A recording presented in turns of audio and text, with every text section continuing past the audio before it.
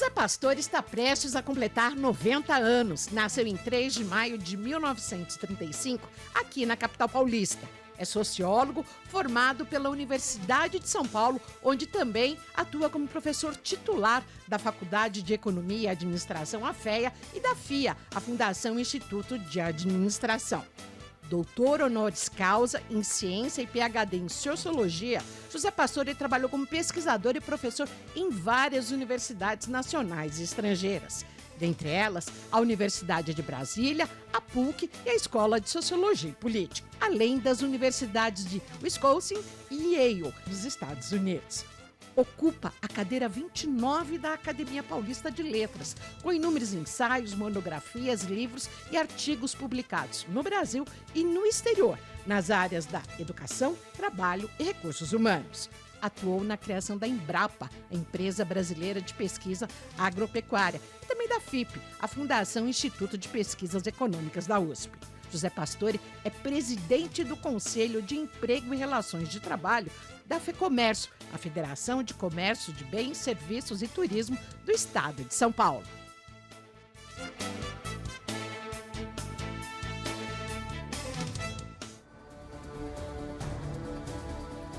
Olá, seja bem-vinda, seja bem-vindo. Começa agora o Conexão Paulista, um programa que aproxima você das decisões políticas do Estado, com informação de qualidade e de interesse de toda a população. Conexão Paulista recebe hoje o sociólogo e professor da USP, José Pastore, presidente do Conselho de Emprego e Relações do Trabalho da FEComércio, a Federação do Comércio de Bens, Serviços e Turismo do Estado de São Paulo e membro da Academia Paulista de Letras. Professor, é um prazer recebê-lo aqui no Conexão hoje. Muito obrigada e um feliz ano novo. Para mim também, feliz ano novo para vocês todos aqui. E também participam hoje dessa nossa mesa, dessa nossa rodada, nessa edição, Karina Negrelli, consultora em Relações Trabalhistas. Muito obrigada. Obrigada, Renata. Um prazer estar aqui com o professor e com vocês para fazer esse bate-papo. E hoje, a parceria deste programa tem a jornalista, a minha colega, Priscila Dorocha. Priscila. Obrigada, Renata. É um prazer estar aqui conversando sobre esse tema tão importante com a Karina e com a presença do professor. Professor, além de livros publicados, do trabalho diário, o senhor também é colunista de grandes veículos de comunicação, grandes jornais. A gente vai acompanhar agora um trecho de um artigo que o senhor escreveu, publicado no seu site. Voltamos já para a nossa mesa. Professor, inteligência artificial é um assunto que domina vários debates. Eu aproveito para fazer uma pergunta para o senhor. Inteligência artificial, como é que vai ser o futuro? É um apocalipse? É o tema do momento e é um tema que preocupa muitas pessoas, né? Existe uma ansiedade quase que mundial de que a inteligência artificial vai roubar todos os empregos, né? E será que isso é verdade? Só o tempo dirá, mas a gente tem alguns indicadores de que, em alguns casos, de fato, ela destrói empregos. Outros casos, ela cria empregos. E o que a gente pode dizer a respeito das consequências dessas duas forças, né? Ora destrói, ora cria, o que a gente pode dizer? Eu li há pouco tempo um trabalho notável do Fundo Monetário Internacional, uma equipe muito bem formada, e eles disseram o seguinte, olha, os países avançados estão mais sujeitos à destruição de emprego do que os países menos desenvolvidos. Por quê? Porque nesses países avançados domina muito o trabalho intelectualizado. Então, são os profissionais liberais, são os técnicos, são os pesquisadores, são os jornalistas, né? E nos países menos avançados, existe uma mescla. Tem também esse trabalho intelectualizado, mas tem muito trabalho mais simples ainda. É o balconista, é o garçom, é a doméstica, é o ajudante de caminhão, é o lavrador, etc, etc. E a inteligência artificial vai ter um impacto maior nessas profissões intelectualizadas, porque ela substitui a linguagem em muitos aspectos, né?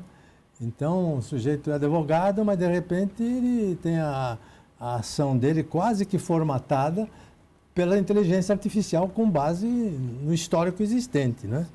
E passo que num país em que existe menos dessa profissão, o impacto vai ser menor. Bom, tudo bem, ótimo, beleza para o Brasil, né? Beleza para o Brasil. Mas o estudo continua. E o estudo diz o seguinte, acontece que há uma grande diferença.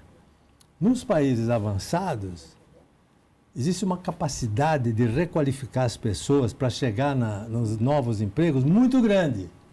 E nos países não avançados não tem essa capacidade. Então, mesmo destruindo menos, capacidade de você repaginar as pessoas para elas aproveitarem do mundo que a inteligência artificial está abrindo em termos de emprego, vai ser mais demorado. Isso preocupa a nossa situação brasileira. Então, respondendo à sua pergunta, não será o apocalipse, mas será mais ou menos grave de acordo com a capacidade que a sociedade tem de educar bem, de qualificar bem e, sobretudo, de requalificar continuamente. Porque como as tecnologias vão mudando, você acabou de aprender uma, ela ficou obsoleta, você tem que ser requalificada para uma outra. Então, o Brasil tem esse grande desafio pela frente, que é melhorar e aumentar a capacidade de qualificação e requalificação.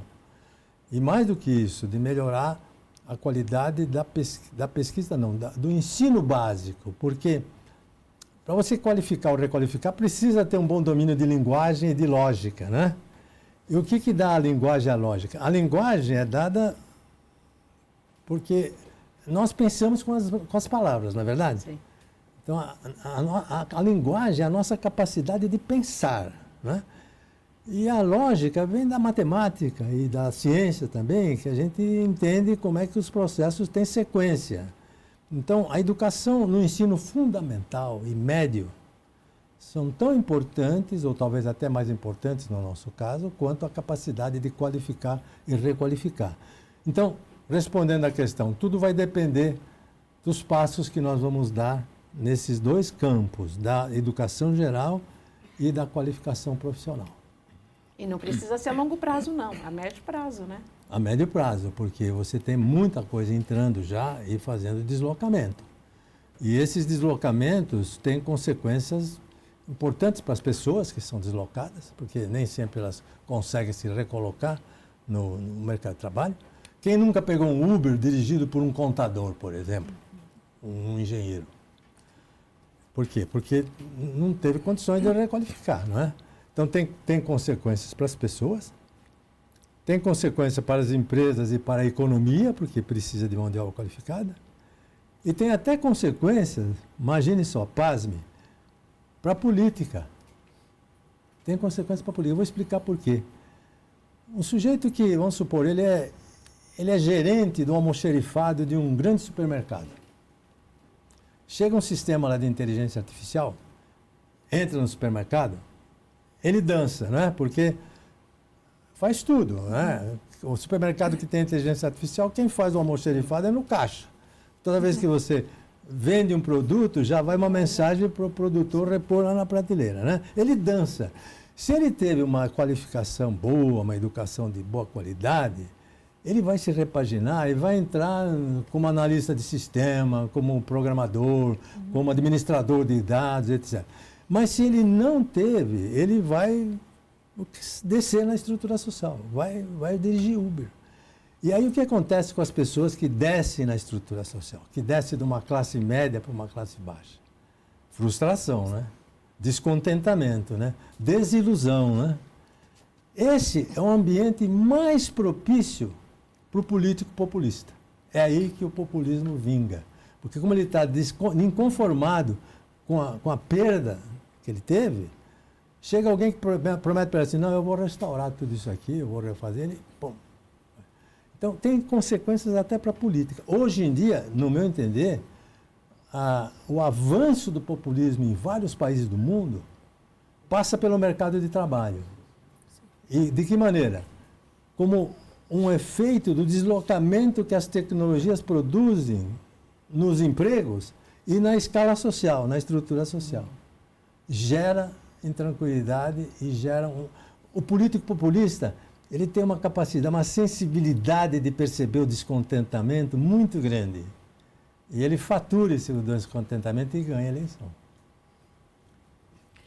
Hoje, o Conexão Paulista tem o prazer de receber aqui uma das maiores autoridades na área de relações do trabalho de todo o país. Inclusive, o professor José Pastore contava nos bastidores que já foi convidado a ser secretário, ministro, mas nunca quis ocupar o lado executivo aqui em nosso país. Nós temos o prazer de receber também e participar desta roda do Conexão Carina Negrelli. Carina, que é consultora em relações trabalhistas. Por favor. Olha, Renata, vendo toda essa análise do professor, me despertou aqui uma questão relativa a esse assunto, professor, da inteligência artificial. Então, como pensar no papel que o Estado de São Paulo teria para promover essa qualificação para o trabalho em um ambiente de inteligência artificial? Qual seria o papel do Estado como fomentador para que essa força de trabalho não esteja, digamos assim, fadada ao apocalipse, né? Para que ela possa ir adiante e tentar atrair aquela geração que a gente está preocupado em ver dos nem, que nem trabalham, que nem estudam, que o IBGE tem apontado um crescimento aí na nossa população. Como que o senhor vê, como que o senhor imagina um fomento na direção de habilitar essa força de trabalho para o que vem pela frente? Bem, o Estado de São Paulo, num certo sentido, ele se destaca, né, em relação ao Brasil. Em primeiro lugar, talvez seja o estado onde há a maior densidade tecnológica em todas as atividades, inclusive de inteligência artificial. Em segundo lugar, também é um estado em que ele se destaca por um esforço grande na área de qualificação e requalificação profissional. O próprio estado tem um sistema próprio de escolas técnicas, não é? Que já tem uma boa tradição, já trabalha nisso há décadas, né? E tem o sistema S também, que complementa isso aqui, tanto no setor industrial quanto no setor comercial e de serviços, né? E isso tem dado ao Estado de São Paulo, digamos assim, uma relativa vantagem, né, em relação a outros estados do Brasil. Se você me pergunta qual é o caminho, é intensificar o que está sendo feito, né? Eu acho que quando a gente analisa esses problemas que surgem da inteligência artificial, a última coisa a fazer, na minha opinião, é demonizar as tecnologias. Porque nós precisamos das tecnologias. As tecnologias é que são responsáveis pela melhoria da qualidade de vida de todos nós, o mundo inteiro. Veja no caso da saúde, o que as tecnologias melhoraram, não é? Coisa fantástica. Então, nunca demonizar. E sim, buscar uma solução para aqueles que se sentem deslocados ou que são deslocados pelos processos tecnológicos. Através do quê? Educação e qualificação profissional. Então, eu estou entendendo que hoje o governo do Estado está fazendo um esforço adicional de melhorar tanto o ensino básico quanto os sistemas de qualificação profissional. Isso é muito importante para o futuro de toda a juventude, inclusive da geração neném. Aqui no Conexão, agora Priscila Doroche, por favor. Professor, o senhor falou da questão da requalificação e a gente tem percebido que cada vez mais quem tem se requalificado são profissionais que já têm uma carreira e já têm uma certa idade, as profissionais acima de 40 ou profissionais com 40 anos que decidem virar aquela chave, né? E a gente sabe que a expectativa do brasileiro, ela tem aumentado desde a década de 40, aumentou em 30 anos. Nós vamos ser um país daqui a alguns anos, né? Um país mais velho, com pessoas com uma idade mais avançada, 76 para as mulheres, 79 para os homens. Eu queria saber da sua opinião, porque ao mesmo tempo a gente também vê muito trabalho informal, principalmente das pessoas mais velhas, como esse exemplo que o senhor citou, que vê uma frustração num determinado momento da carreira e acabam descendo, né, a questão da qualificação. O que deveria ser feito, principalmente na questão da reforma da Previdência? Porque a Previdência vai ter que, de uma certa maneira, também cuidar dessas pessoas do trabalho informal. Ô, Priscila, a Renata e a Carina fizeram perguntas sobre tecnologia. E você está fazendo perguntas sobre demografia e previdência. são dois capítulos desafiadores da sociedade brasileira: demografia e tecnologia. Tecnologia pelos motivos que nós já vimos aqui, que exige educação continuada, qualificação continuada, etc. E demografia, porque o Brasil nunca envelheceu tão depressa como agora. Os próprios demógrafos ficaram surpresos com os dados do censo de 2022. Porque o último censo tinha sido em 2010. Em 2010, as pessoas que tinham 65 anos ou mais eram 35%. E no censo de 2022, passou para 55%. Vejam, em 10 anos apenas. Uma aceleração fantástica que houve em termos de envelhecimento. E qual é o reflexo que isso tem na Previdência? Para a gente entender bem, precisa também lembrar o seguinte, que ao mesmo tempo que a população envelheceu muito depressa e aumentou essa fatia dos idosos na população brasileira, as moças desistiram de ter nenê. Sim. Não querem ter nenês. A taxa de fecundidade nunca foi tão baixa quanto agora, 1,6 de crianças por mulher fértil. Tem pets. 1,6 é abaixo do 2,2, que é o mínimo para a população repor e continuar crescendo. Sim. É uma taxa baixíssima de fecundidade. Então, de um lado a sociedade está envelhecendo, está crescendo esse bolsão de idosos, e do outro lado está encolhendo o bolsão de jovens, porque as moças não querem ter nenê. Então, o que acontece? Logo, logo, nós vamos ter mais beneficiários da Previdência Social do que contribuintes. Porque quem que contribui? Os que trabalham, os mais jovens. Sim. E quem que é beneficiário? Os mais velhos. Nós já estamos chegando quase ali, mas vai demorar uns 5, 6 anos, talvez no máximo 10 anos, para o número de beneficiários ser muito maior do que o número de contribuintes. E essa equação não fecha. E isso não pode esperar, porque a demografia tem o seu ritmo. A demografia não espera, a demografia não pode esperar o político. O político tem um ritmo lento, ele tem as suas conjecturas para fazer, eleição para ganhar. A demografia não espera, a demografia está aí. E essa reforma da Previdência que você menciona é urgentíssima, urgentíssima. Para você encontrar alguma maneira de viabilizar as finanças da Previdência para atender os mais velhos. Mas tem um adicional, que liga com a primeira pergunta que as duas fizeram, que é a tecnologia. Além de você ter esse gap entre mais beneficiários do que contribuintes e, portanto, escassez de recursos para a Previdência pela diminuição do contribuinte, as tecnologias modernas, não todas, mas estão provocando muitas transformações no modo de trabalhar. E um dos modos que está prevalecendo não numericamente, que está crescendo muito depressa, é o trabalho individual, independente, autônomo. Sim. E grande parte daqueles que trabalham autonomamente não contribuem para a Previdência e não gostam de contribuir para a Previdência. Aliás, quem que gosta de pagar imposto? Ninguém gosta de pagar imposto. E não contribui para a Previdência. Então, o sujeito trabalha em plataformas digitais, não é? E ele é jovem, ele é entregador de pizza, ele tem 22, ele acha que nunca vai ficar velho, que nunca vai ficar doente, não quer saber de contribuir para a Previdência, não contribui para a Previdência, mas ele vai ficar doente, ele vai ficar velho e vai precisar do recurso da Previdência, ou melhor, da assistência social. Sim.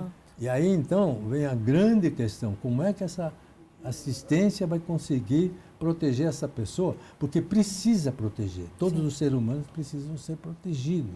É responsabilidade do Estado proteger as pessoas em qualquer idade, inclusive os mais idosos, e talvez até em especial os mais idosos, não é? Então, tecnologia e demografia são dois grandes desafios para o mundo do trabalho, e são desafios que estão requerendo uma urgentíssima reforma da Previdência Social. E ela não vai ser fácil, não.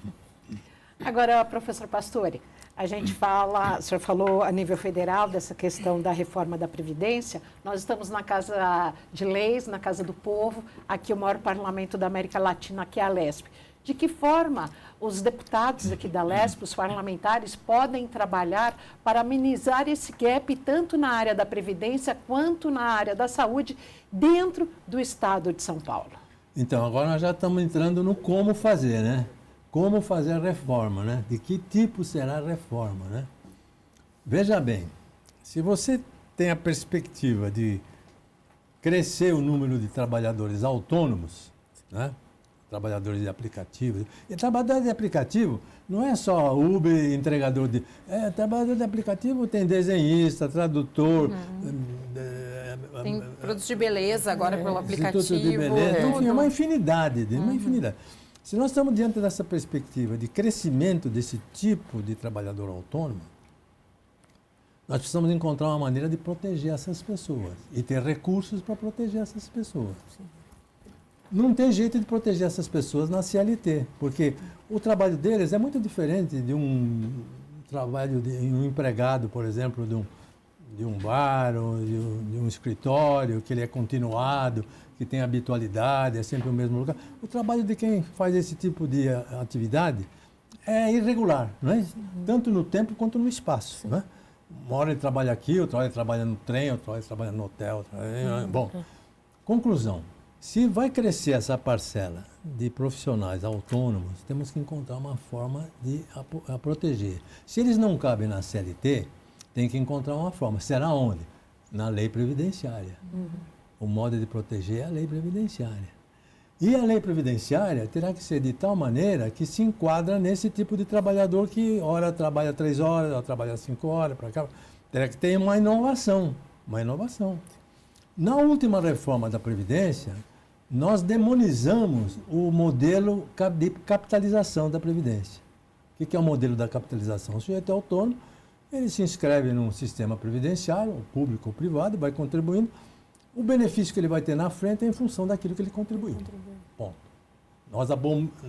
Não foi aprovado, mas agora não há jeito, nós temos que encarar isso seriamente. Sistemas de capitalização para a Previdência Social.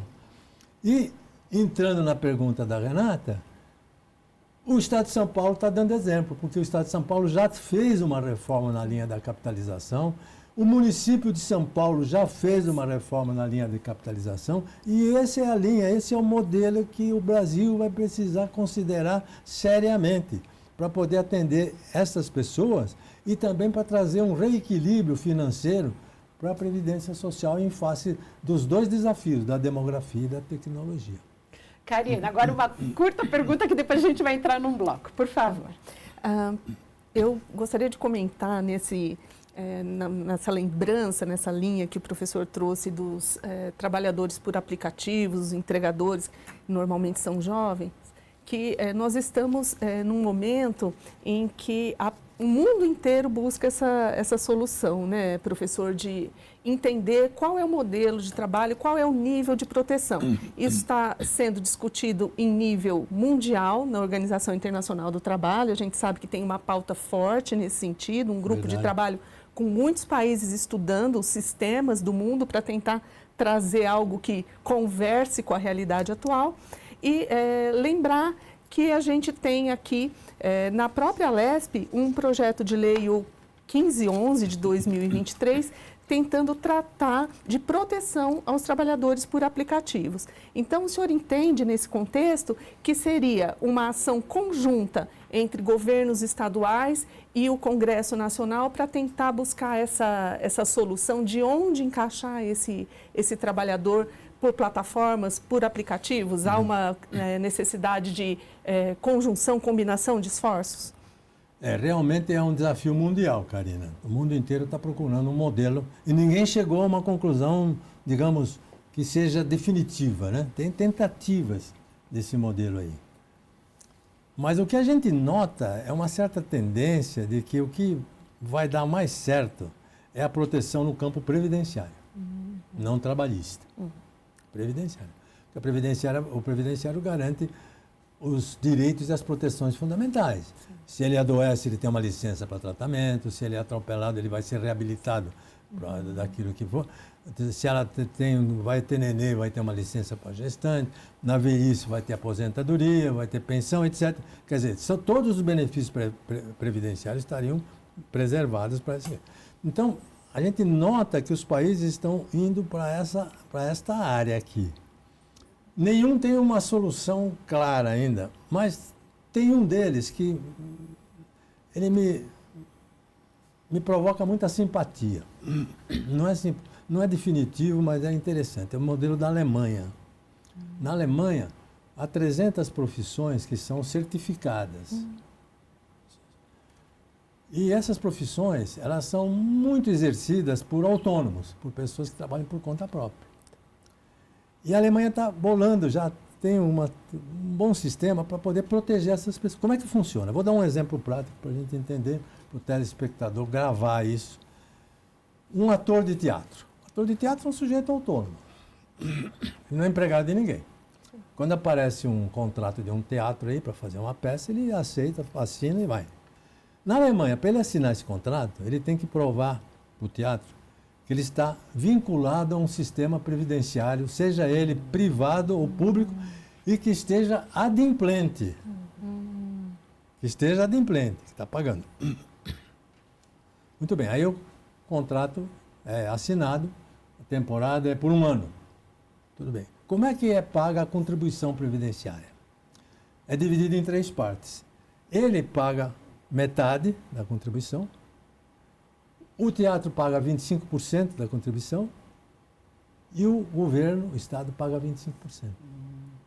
O governo acha que é melhor pagar isso do que pagar o seguro-desemprego dele, se ele ficar desempregado. Tem uma certa lógica aqui, né? Então é tripartite, é compartilhada, a contribuição é compartilhada, tudo bem? E ele tem todos os direitos previdenciários garantidos. Não estou dizendo que isso seja uma solução para todas as profissões, entende? Estou dando um exemplo do que está acontecendo. Aí acabou o contrato dele. O ano que vem ele está sem contrato. Como é que vai fazer? Aí é que entra o sistema de capitalização. Ele tem a seguinte alternativa. Ele pode pegar a poupança dele, se ele tiver, e continuar pagando 100% da contribuição, porque ninguém vai ratear com ele. Se ele não tiver dinheiro, ele pode pagar metade da contribuição, mas o benefício dele lá na frente vai reduzir um pouquinho. Esse é o sistema de capitalização. Se ele não tiver dinheiro nenhum, ele paga 0. O benefício dele vai reduzir mais. Mas no ano seguinte, ele arruma um outro contrato. E aí ele volta a ter aquele sistema tripartite de contribuição. E ele fala assim, sabe o que? Agora eu vou fazer um esforço para pagar o que eu não paguei, para poder recompor o meu benefício. Como a carreira é sempre um episódio longo na vida, carreira é coisa de 30, 35 anos, 40 anos, ele tem tempo de recuperar. Sim. E acontecem umas coisas interessantes também. Pegando o caso de ator de teatro, você sabe que eu li um caso? O sujeito foi renovar o contrato com o próprio teatro e falou assim, estou renovando porque foi um tremendo sucesso, né? Eu fui bom, né? Eu fui um sucesso, fui. Então, vou fazer o seguinte, vamos negociar o seguinte, em vez de você pagar só 25% da minha contribuição, você vai pagar 35% para aliviar a minha. Porque eu estou precisando recompor o meu sistema. E deu certo. Então, vejam que isso... Ele permite criatividade, flexibilidade. Então, eu não estou dizendo que isso serve para todas as profissões, estou repetindo isso. Vai ser difícil encaixar isso para um trabalhador informal, por exemplo, que, né, como você perguntou. Mas é um caminho para aquilo que você está dizendo aí, que é um caminho para encontrar. Como São Paulo, Estado, São Paulo, município, já implantaram esse sistema de capitalização, né, por seu funcionalismo, né? E nós precisamos usar esse exemplo aí, usar essa sistemática para entusiasmar o governo federal para, se for fazer a reforma logo, aliás, precisa fazer logo, considerar o sistema de capitalização. O papo está ótimo aqui no Conexão Paulista. Hoje temos o prazer de receber essa excelência e essa expertise em relações de trabalho, o professor José Pastore. Vamos para um rápido intervalo, daqui a pouco a gente volta já com a pergunta da jornalista Priscila Doroche. Até daqui a pouco.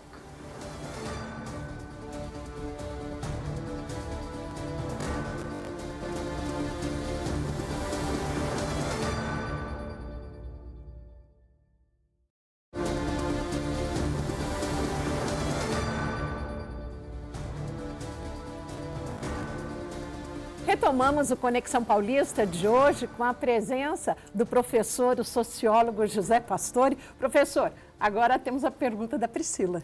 Professor, eu quero falar agora sobre encargos de salário. Eu até fiz umas anotações, porque a gente sabe que muitas pessoas, o brasileiro, não costuma olhar o olerite. Mas quando vem aquele desconto maior, principalmente próximo das férias, ou quando vem ali o 13º tudo junto, se assusta com esses encargos.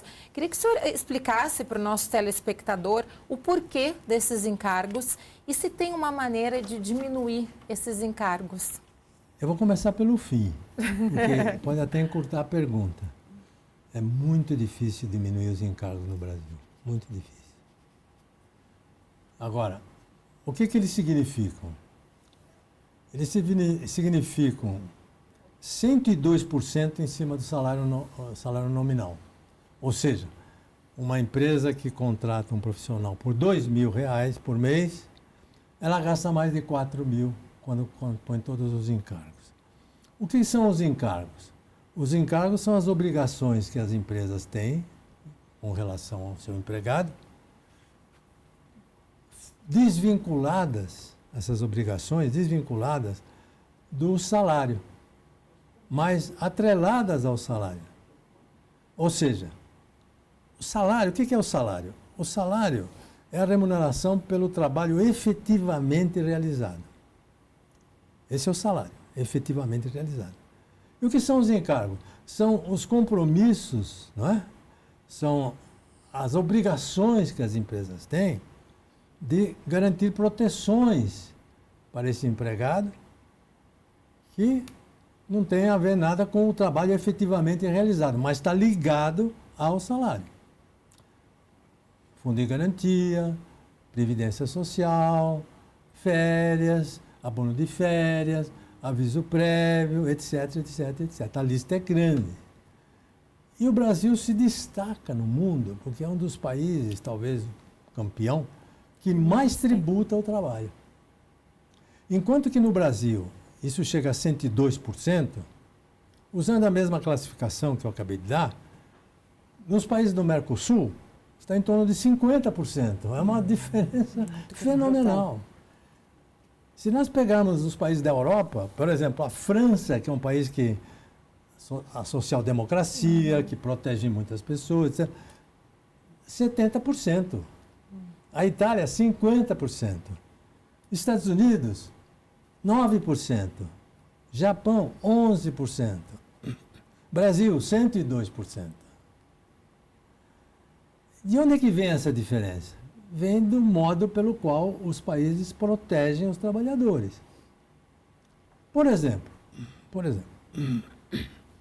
o nosso sistema de férias é de 30 dias depois de um ano de trabalho, e ao sair de férias o trabalhador ganha 1/3 das férias em dinheiro, o que corresponde a mais 10 dias. E, digamos assim, 40 dias de despesas para uma empresa, não é isso? Vamos pegar o Chile, por exemplo. O Chile, nos primeiros 10 anos de trabalho na empresa, nos primeiros 10 anos, o trabalhador, por lei, tem 15 dias de férias por ano. Não 30, 15. Por lei. Então, veja, em 10 anos, uma empresa no Chile gasta com férias 150 dias. No Brasil, ela gasta 400 dias. É uma diferença fenomenal. Fenomenal. Muitos países têm um sistema chileno, que ele fala assim, o legal de férias é pequeno, é baixo. Quer aumentar? Negocia mais. E, de fato, isso que acontece com o chileno. Você acha que o chileno médio só tira 15 dias de férias por ano? Não. Ele tira 20, 25. Só que o adicional é negociado. E essa negociação é uma negociação feita em base de troca, que é boa para o empregado e que é boa para a empresa. Não tem nada a ver com tributação. Por exemplo, digamos uma fábrica de brinquedos. Chega em setembro, ela fala assim, olha, nós precisamos renovar o estoque das lojas em novembro, final de novembro. Nós estamos no final de setembro. Vamos dar uma arrancada aqui no mês de outubro inteiro, fazer até umas horas extras e tal. Eu pago as horas extras, mas além disso, eu faço o seguinte, eu concedo mais 10 dias de férias para vocês em janeiro. Vamos topar esse negócio aí? Vamos topar. Todo mundo ganha com isso. Não fere ninguém. Sim. Todo mundo. É um jogo do ganha-ganha. Agora, quando você impõe tudo por lei rígida, você não tem essa possibilidade de trocar, você tem que arcar com esses compromissos. E esses, digamos, essa sobrecarga, ou ela vai para o preço, ou ela determina a informalidade. Tá certo? Aí, por que eu perguntei que é muito... Por que eu respondi logo a segunda parte, Priscila? Falei que é muito difícil. Porque em 1988, todas essas proteções, 1988, essas proteções estavam na CLT, que é uma lei ordinária. Em 1988, o que aconteceu? Passaram para a Constituição. Por isso que é difícil de mudar. Qual é o parlamentar que vai querer falar assim, pessoal, vamos instituir aqui um regime de férias diferente, vai ser proporcional ao tempo de serviço. Ele vai ganhar a eleição? Nunca mais ele vai ganhar a eleição. Então, nós em 1988, nós nos colocamos uma camisa de força em termos de encargos sociais e de tributação do trabalho. Vai ser muito difícil sair disso.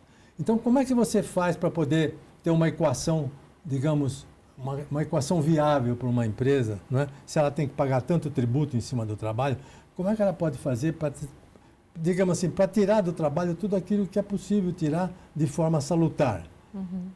É contar com trabalhadores de altíssima produtividade. Sim. Mas não é o caso do Brasil. Infelizmente, a produtividade no Brasil tem estado estável e baixa assim durante décadas. Então, realmente, o Brasil tributa demais, passa para preço, isso aqui, e gera informalidade. Porque a informalidade, você até perguntou anteriormente sobre informalidade. Formalidade é uma coisa que você não resolve facilmente também, porque ela tem pelo menos 3 fatores determinantes difíceis de você remover. Primeiro, ela está ligada à qualidade do trabalhador, porque isso interfere muito na produtividade e naquilo que vai ser o tipo de contratação que ele vai ter, né? Uma contratação formal ou informal. Segundo, depende da qualidade do emprego.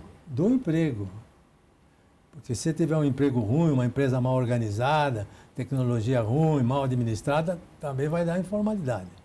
E depende dos encargos sociais, que são excessivos. Então, você vê que o Brasil realmente tem problemas ligados à informalidade que são profundos. Infelizmente, eu gostaria de estar falando diferente aqui, mas isso é histórico. Está ligado à nossa história, sabe? Por que nós temos empregos de má qualidade no Brasil? Nossa história é assim. O Brasil começou fazendo o quê? Fazendo cana-de-açúcar, café e minério. Até hoje ele exporta o quê? Ele exporta commodities, mais de 50% são commodities. Então, as atividades em torno digamos, desse tipo de atividade, não é? O trabalho em torno dessas atividades são trabalhos simples. O que predomina no Brasil são trabalhos muito simples, mal remunerados, com alta rotatividade. É o garçom, é o entregador, é o caminhoneiro, é isso. Não é? Muito diferente é a Alemanha, por exemplo, que exporta mais de 50% de alta tecnologia. Avião, fármacos, químicos. Lá, 2/3 dos empregos são de boa qualidade, não de má qualidade. Aqui, 2/3 são de má qualidade. Lá, 1/3 é de má qualidade e quem faz é o imigrante. É o taxista, é o balconista, é o limpador da rua, é o migrante que faz. Aqui, 2/3 são de má qualidade, são os brasileiros que fazem, com baixo salário e com alta rotatividade. Dentre os vários fatores que determinam isso, não é o único, hein? Eu estou dizendo que é histórico, mas dentre os vários fatores está a altíssima tributação do trabalho. Professor, altíssima tributação do trabalho, pegando carona em tudo isso que o senhor falou. 2/3 da população brasileira tem empregos de má qualidade. Como é que fica a situação e se aprovar uma jornada 4x3, uma jornada de trabalho que deve ser muito discutida esse ano em Brasília? O que significa aprovar a jornada 4x3 em detrimento às de 6x1 que a gente tem hoje em dia? Renata, existem 2 tipos de jornada no mundo inteiro. Uma é a jornada legal, é aquela que é fixada na lei ou na Constituição, que é essa que querem mudar. A outra é a jornada contratada, que é aquela que é negociada entre as partes livremente. Sim. No mundo inteiro, a jornada legal costuma ser longa. Por exemplo, a Alemanha ainda, a jornada legal é 48 horas. Mas a jornada negociada contratada na Alemanha é 34 horas.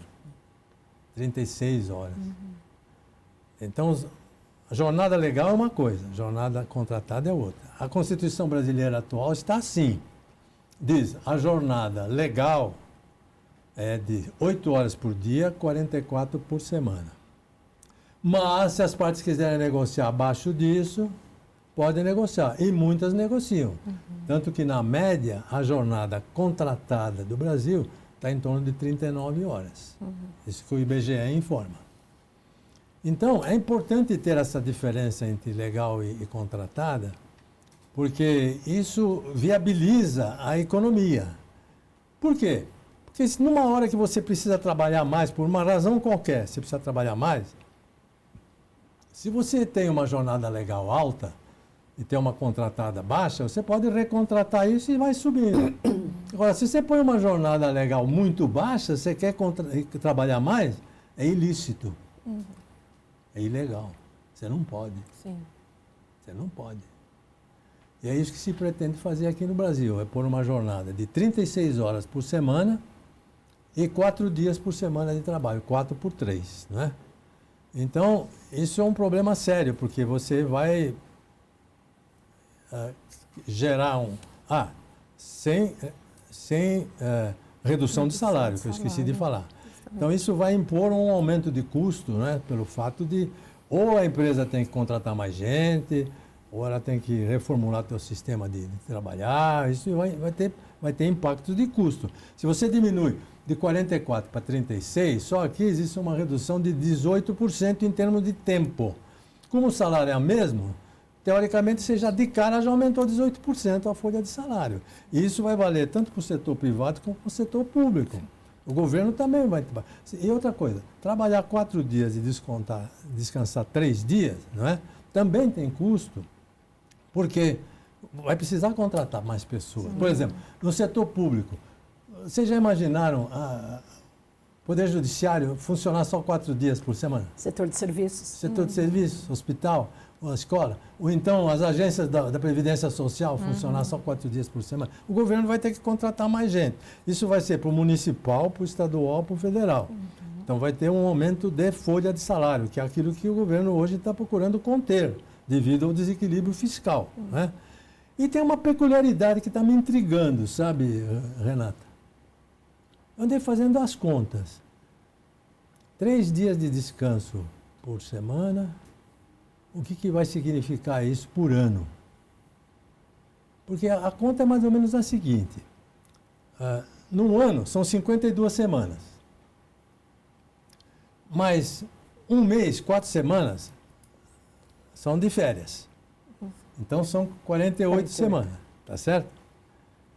Se você fizer 3 dias vezes 48 semanas, e depois, se você adicionar os 30 dias de férias, vai dar... E se adicionar os feriados... Quase 200 os dias. feriados, vai dar 192 dias.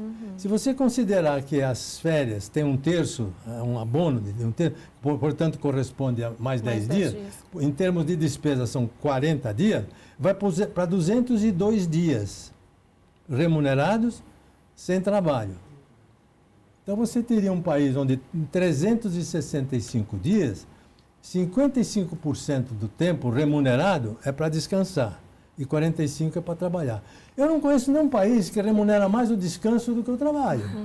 Eu fiquei meio invocado com isso aqui, sabe? Eu acho que os parlamentares vão ter que olhar bem para esse projeto aí, para ver se não vai colocar o Brasil, mais uma vez, numa peculiaridade mundial. Porque, às vezes, a gente gosta de ser único no mundo, né? Um país que remunera mais o descanso do que o trabalho. Né? São os paradoxos, né? Então, nós temos que olhar essa PEC aí com muito cuidado. Agora, Quais são os propósitos da PEC, os objetivos? São todos meritórios, né? Dar mais tempo de descanso para o trabalhador, melhorar a saúde dele, melhorar o convívio com a família. Não há a menor discussão de que são meritórios. Existe uma tendência mundial de reduzir? Existe uma tendência mundial. Como é que tem sido feito? Através da negociação e da jornada contratada, não da jornada legal e constitucional. Então, o que nós estamos aqui discordando é do caminho, não do propósito. Karina.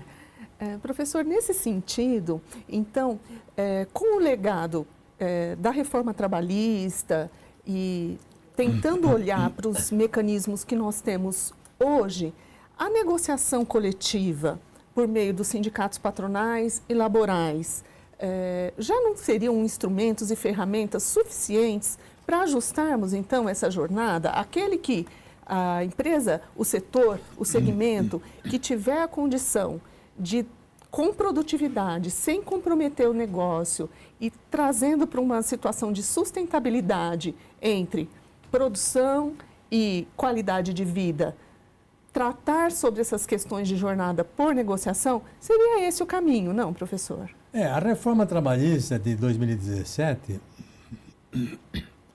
ela foi nessa direção. Porque o que diz a Constituição? A Constituição diz a jornada diária de 8 horas e a semanal de 44. Mas se as partes quiserem negociar, podem negociar. O que a reforma trabalhista fez? Ela disse o seguinte, olha, se as partes quiserem negociar a jornada, podem negociar. E tem mais uma coisa, aquilo que elas negociarem vale mais do que a lei, não da Constituição. Sim. Vale mais do que a lei. Tem que respeitar os 44 e as 8 horas por dia. Então, a reforma trabalhista deu essa flexibilidade para as pessoas, para as partes fazerem. E estão fazendo. Tanto que o IBGE está registrando que a jornada média legal é de 39. Não é? Então, você vê que isso está ocorrendo. E não só a respeito de jornada, mas a respeito de vários outros assuntos que a reforma trabalhista permitiu a negociação. Por exemplo, a terceirização, por exemplo, o intervalo de almoço, de almoço, ela permite você negociar isso aqui, desde que as partes queiram. Né? Então, a reforma trabalhista não revogou nenhum direito do trabalhador, porque se ele não quiser negociar, continua prevalecendo o direito da CLT. Por exemplo, a CLT diz que o intervalo para a refeição é de 60 minutos. A reforma trabalhista falou, se quiserem negociar e encurtar, para o trabalhador sair mais cedo, pegar as crianças na escola, etc., pode encurtar até 30 minutos, menos de 30 não, mas você pode encurtar para 40, 45, tá. Então, muitos estão negociando, estão encurtando, por causa dessas facilidades que os empregados querem ter.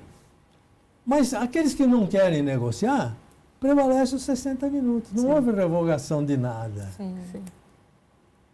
Eu fico meio intrigado quando eu vejo assim, precisa revogar a reforma trabalhista porque ela revogou muitos direitos. Ela não revogou nenhum direito.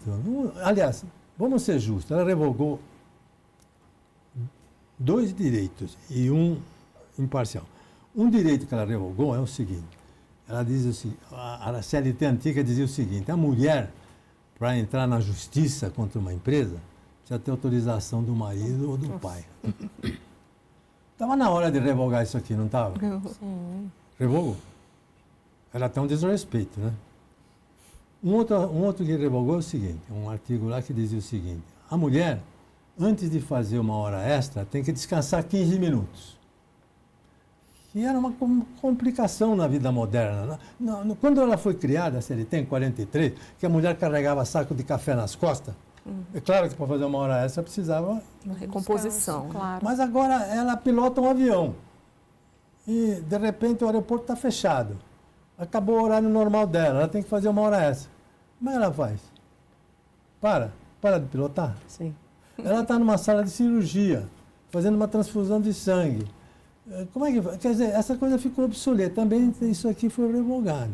E uma outra coisa que foi revogada parcialmente era a contribuição sindical, que era obrigatória. E que ela foi mantida não de forma obrigatória, de forma voluntária. São as únicas coisas que houve de mudança O resto está tudo aí. Quem não quiser negociar, não negocia. Prevalece a CLT. Priscila. Professor, agora o senhor tem bastante experiência nas salas de aula, né?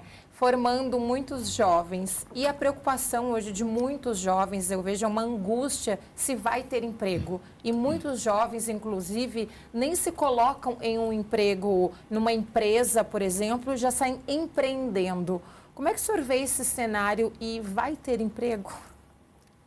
Olha, realmente é isso que acontece. Eu estou aposentado há muito tempo, mas eu, durante 35 anos, eu dei aula para os calouros e para os pós-graduados, nas duas pontas. Sim. Aliás, eu gostava mais dos calouros, porque o calouro sempre tinha a pergunta mais difícil do mundo, eles apresentavam na primeira aula. Em qualquer faculdade é assim. Se você pegar um calouro da faculdade de medicina, a primeira pergunta, como é que cura o câncer? Né? Então, para mim, era como é que acaba com o desemprego no Brasil? Como é que acaba com a informalidade e tal? Mas eu adorava porque era a oportunidade de você... Não, vamos fazer um seminário sobre isso, eu vou passar uma bibliografia. Tal. Debater, discutir. A curiosidade do calor é uma coisa que me encantava, sempre me encantou. Mas eles realmente se preocupavam com isso. Puxa, professor, será que vai ter emprego para mim? Não vai ter emprego? E eu falava para eles, e falo hoje ainda, porque está valendo. O que eu falava, valeu. Eu falava assim, olha... Você entrou nessa faculdade aqui, você procura saber se você gosta de economia. Se você não gostar, não tem problema nenhum. Você é jovem, você tem várias outras profissões. Entra numa outra faculdade. E fala com seu pai também, para ele não ter muita ansiedade se você trocar de faculdade, porque muitos pais ficam ansiosos demais, né? Vai trocar de faculdade. Então, se você não gostar, troca tranquilamente, não tenha peso de consciência, explica para o seu pai, para a sua mãe, que você está buscando aquilo que você gosta. Agora, se você gosta de economia, te dou uma sugestão. Leia sempre 10 vezes mais daquilo que o professor manda ler. E além do mais, leia não apenas economia, leia coisas que estão relacionadas com economia. Leia sobre direito, leia sobre administração, leia sobre engenharia. Você tem que ter adotar um certo sistema de compulsão pela leitura. Você tem que desenvolver esse hábito. Para muitos é defeito, mas para você terá que ser um hábito. Você terá que ter uma curiosidade infinita pelo estudo e não parar de estudar nunca, mesmo depois de formado. Você precisa ser curioso. Você precisa se injetar com o vírus da curiosidade para você não parar nunca de estudar. E você estudando, e se você ficar acima da média dessa classe aqui, garanto para você que não vai faltar emprego. Agora, se você quiser pegar um outro caminho, você vai ter problemas. Era isso que eu costumava falar e é isso que eu falo até hoje. Esse país, com todos os problemas que tem, quando você precisa de um profissional altamente qualificado, é difícil de encontrar. Mas quando ele existe, ele vai ter lugar não só para trabalhar, mas também de crescer na vida, de formar uma família bonita, de poder evoluir, de alargar o seu horizonte, não é? E é isso que o trabalho proporciona, não é? Eu estou com quase 90 anos, trabalho porque eu gosto de trabalhar, adoro trabalhar. Eu acho que isso aí, para mim, faz um bem enorme poder trabalhar. E é isso que eu recomendo para os meus alunos. Então, eu digo o seguinte, olha, para quem é bom, para quem é competente na sua área, não se preocupa muito que vai ter emprego, ou vai ter trabalho, né? Emprego ou trabalho, mas vai ter muita coisa para fazer, ganhar dinheiro e ganhar vida. Qual que é a receita que o senhor dá aqui para a gente, para o público do Conexão Paulista, para nós três que somos ávidas e felizes em poder entrevistá-lo? O senhor prestes a completar 90 anos, cheio de vida, de garra e trabalhando e apresentando. Aí ele mesmo, nos bastidores, falava que estava fazendo um trabalho específico para a Associação Brasileira de Supermercados em relação a essa questão da mudança da jornada de trabalho. Como se manter ativo, vivo e de forma produtiva? Olha, qual a sua receita? Não sei o que é. Em primeiro lugar, é Deus, né? Deus me ajuda, graças a Deus tem me dado saúde. Em segundo lugar, é não parar de trabalhar, não. Sempre buscar e ter curiosidade para poder adquirir novos conhecimentos, né? A curiosidade de adquirir novos conhecimentos é muito saborosa, ela dá muita satisfação pessoal, né? Isso eu acho que é uma coisa que... Falo para os meus amigos que estão na idade de aposentar, você vai aposentar, mas não para de trabalhar, né? Veja lá, hein? Veja o que você vai fazer, continua trabalhando. Se não quiser trabalhar na tua profissão, vai trabalhar em outra atividade, mas trabalha, vai fazer trabalho comunitário, ajuda. Eu, por exemplo, divido a minha vida entre o meu trabalho profissional e o meu trabalho comunitário. Eu ajudo lá o pessoal de Heliópolis há 28 anos. O que é? É um projeto onde a gente salva as crianças do crime, da droga e da prostituição através da educação musical.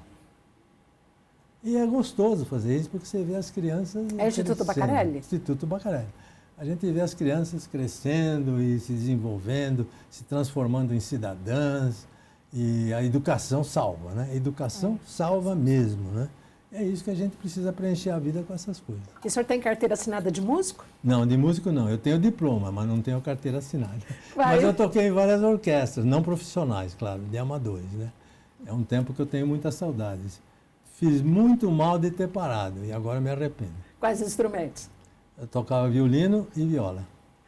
Agora, na nossa prosa aqui, Karina. A gente, ouvindo essa receita do professor, eu posso dizer que essa curiosidade dele, eu pude testemunhar recentemente na FEComércio, né, professor? Ele teve a curiosidade, não sei se vocês tiveram a oportunidade de ver, de precificar o custo da insegurança jurídica na área trabalhista. Sim. Ele dirigiu aí um grupo de trabalho de estudiosos para tentar entender quanto custa para a sociedade, para o erário, né? E para todos nós, a insegurança para o empresário em especial, o custo da insegurança jurídica trabalhista.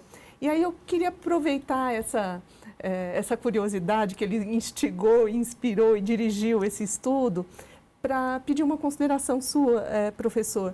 Por que a gente tem tanta oscilação, tanta incerteza e tanta insegurança jurídica ainda nas questões trabalhistas no Brasil? Qual é a raiz dessa oscilação?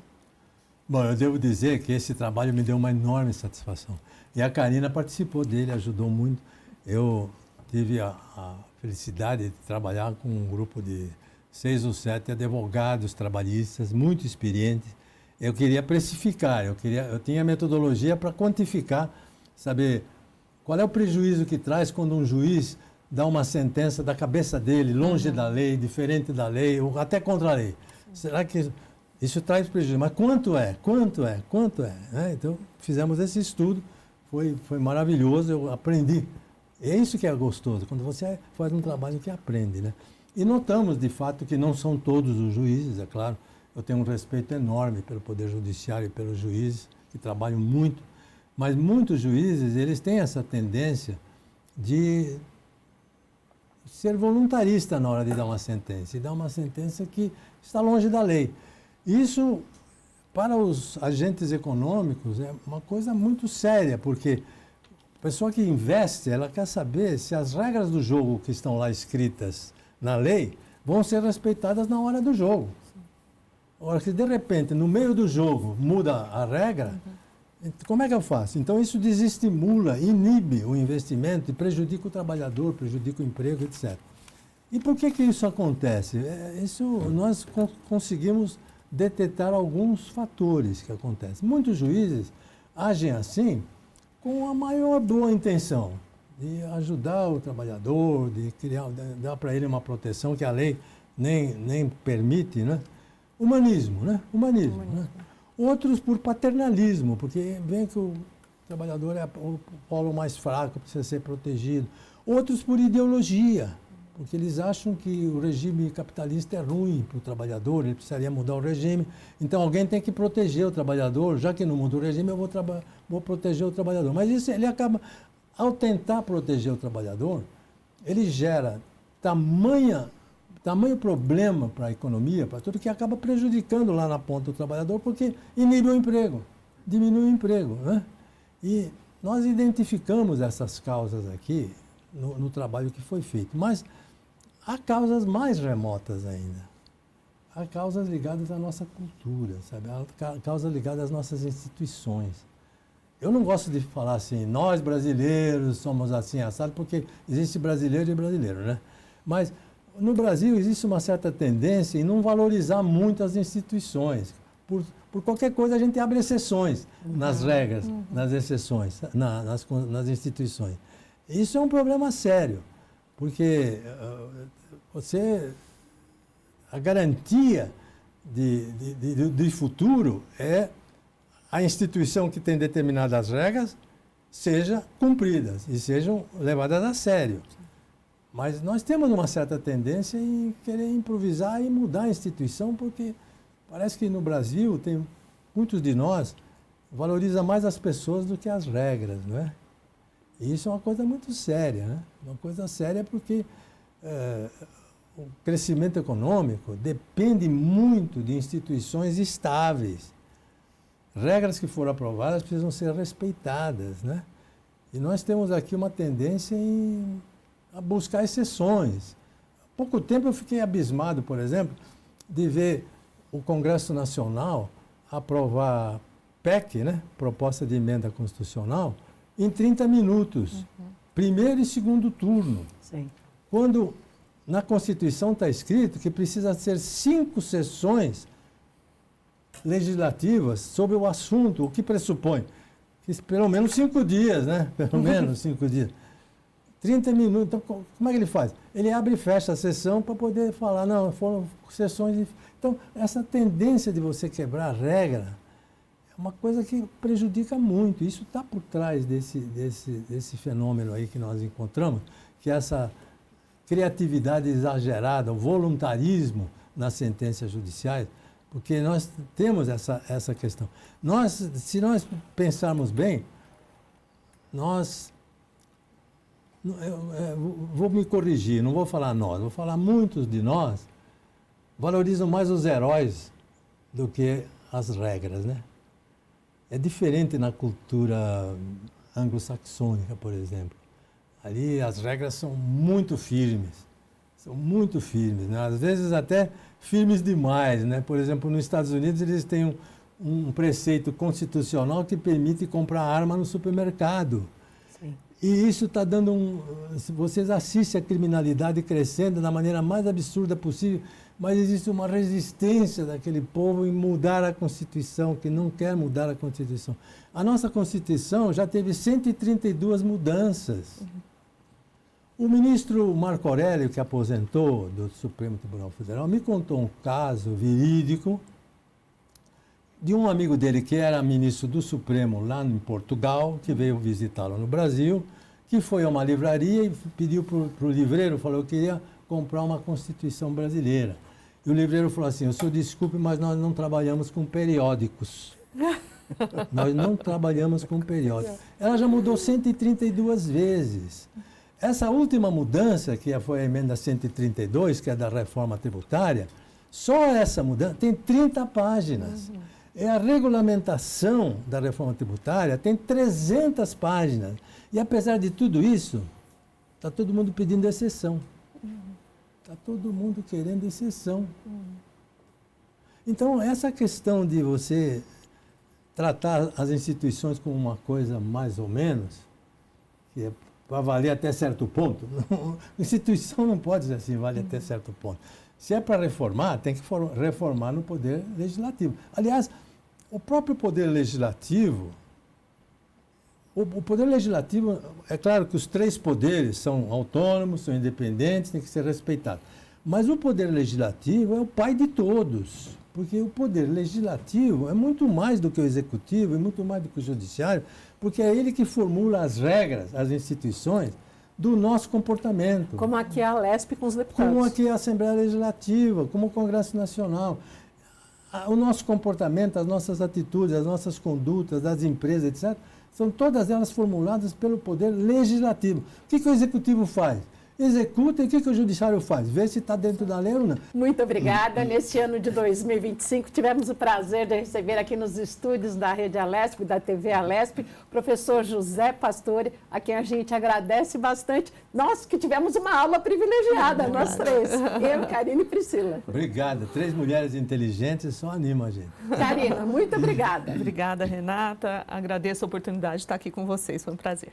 Priscila. Muito obrigada, Renata. Obrigada, Rede Alesp. Obrigada, professor, por esse bate-papo tão enriquecedor aqui conosco. Esse papo multiplataforma pela Rede Alesp. E todo mundo já sabe, pode acompanhar o nosso programa todas as quintas-feiras, às 9 da noite, conferindo uma entrevista exclusiva do Conexão Paulista aqui pela Rede Alesp e também nas redes sociais. Até a próxima edição.